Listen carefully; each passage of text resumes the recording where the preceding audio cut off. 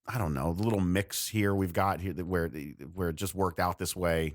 I think it's perfect. I think it's a fun game. Great game to watch. I think it's a fun game. Yep. Big game for Harbaugh too. Blowout alert. If you're Minnesota, as a Purdue fan who saw this last year against Auburn, Minnesota plays Auburn. Be careful. Yep. Auburn has got athletes. They play in the Southeastern Conference. Be careful. Blowout alert there. Big game for the Hoosiers. They play Volunteers. That's a winnable game. They should win that game. That's another. The Big Ten needs to win some of these matchups. That's another one. Illinois plays California. Illinois needs to win that game. It's a big game for the conference there too. All the other games are kind of mick-muck. There's really nothing here that really kind of stands out. Those are the games I want to mention. And I can't believe I'm saying this. I am not a big whiskey guy. I have no interest in Oregon, Wisconsin. None. I'll watch it just because it's there, but I don't have any interest in that game. None. No, not really. I just don't care. I don't know why. I'm not a big. I love the Rose Bowl. This is the first year ever. I'm like, Badgers, Ducks. I don't know. Whatever. Hopefully for a good game. But again, Memphis, Penn State. Big game for Franklin. Big game for Franklin. Big game for Baker on Sunday. And it'll be interesting to see, Jared, from everything we're reading. My last thought, everything I'm reading, I think Freddie does get fired, but there's been no story. It's ironic for a season that's been so loud and so much buzz. Nothing this week. Nothing. Shoot us an email, andyandjared@gmail.com, Andy and Jared, Jarid @gmail.com. Find us on Twitter @CLE and Beyond, @CLE and Beyond. You can also find us on Facebook, facebook.com/Cleveland and Beyond. And listen to the podcast wherever podcasts are heard. Google Play, iTunes, Stitcher. We've got the show over on YouTube as well. Everywhere.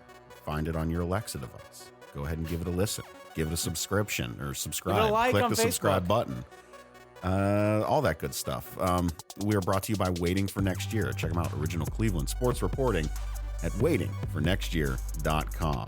He's Andy Billman. I'm Jared Head of the Watson. Jim Harbaugh, president for Browns head coach next year. Oh, God bless. This is what we have. We got months of this ahead coming.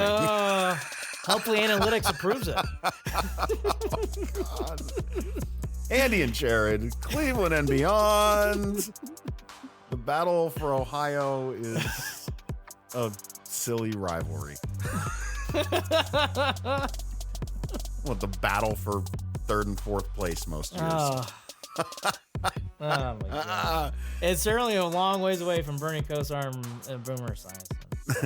Take care, everybody.